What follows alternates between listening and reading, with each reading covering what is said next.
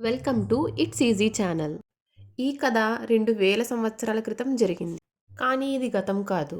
ఎందుకంటే మనిషి శరీరం మారింది, వస్త్రాలు మారాయి, రాజ్యాలు మారాయి. కానీ మనసు మాత్రం మారలేదు. ఈ కథలో యుద్ధం ఉంది. కానీ అది రాజ్యాల మధ్య జరిగే యుద్ధం కాదు, మనసులో జరిగే యుద్ధం. అది మగధ సామ్రాజ్యం.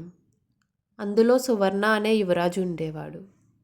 బంగారు సింహాసనం, వందల సేవకులు, ఆజ్ఞ కోసం ఎదురుచూసే సైన్యం. కానీ రాత్రి పడుకోగానే ఒక్క సేవకుడు లేని ఒంటరితనం. ప్రతి రాత్రి అతని మనసులో ఒకే ప్రశ్న: నేను అన్నీ ఉన్నా ఎందుకు ఖాళీగా ఉన్నాను? ఒక్క ఆలోచన వస్తే చాలు 100 ఆలోచనలు వెంటపడేవి. రేపటి భయం, తండ్రి ఆశలు, రాజ్య భవిష్యత్తు. అతనికి శత్రువులు బయటెక్కడా లేరు. అతనికి ఉన్న ఏకైక శత్రువు అతని మనసే.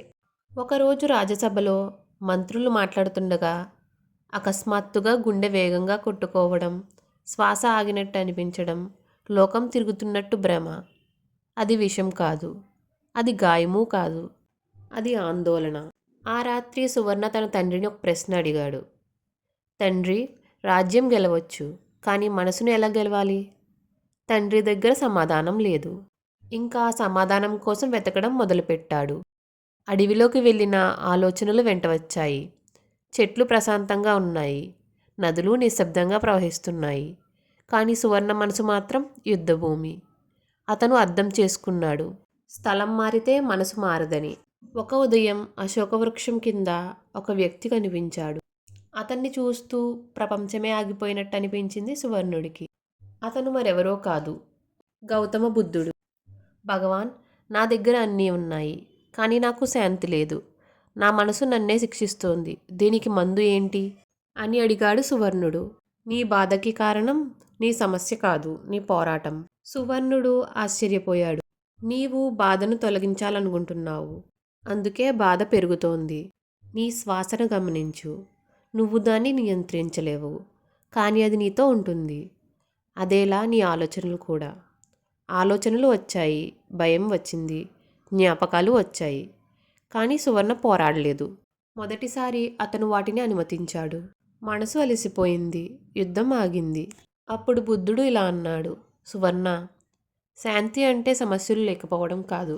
శాంతి అంటే సమస్యల మధ్య కూడా నీవు ప్రశాంతంగా ఉండటం. సువర్ణ తిరిగి రాజ్యానికి వెళ్ళాడు. కానీ మునుపటి సువర్ణ కాదు. అతనిప్పుడు తన మనసుకి రాజు. ఈరోజు ఈ కథ వింటున్న నువ్వు యువరాజు కాదు, కానీ నీ మనసులో రోజు యుద్ధం జరుగుతోంది. నిద్రలేని రాత్రులు, అవసరానికి మించిన ఆలోచనలు, నేను సరిపోతానా అనే సందేహం.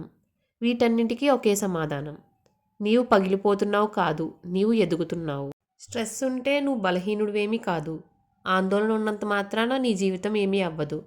అవి నీ మనస్సును నెమ్మదిగా ఉండమని అడుగుతున్న సంకేతాలు.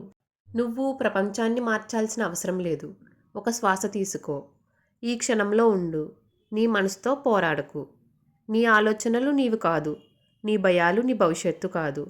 నీవు వాటిని గమనించే శక్తివి మాత్రమే. బుద్ధుడు చెప్పింది ఒకటే: శాంతి ఎక్కడో లేదు, నువ్వు ఆగిన ఈ క్షణంలోనే ఉంది.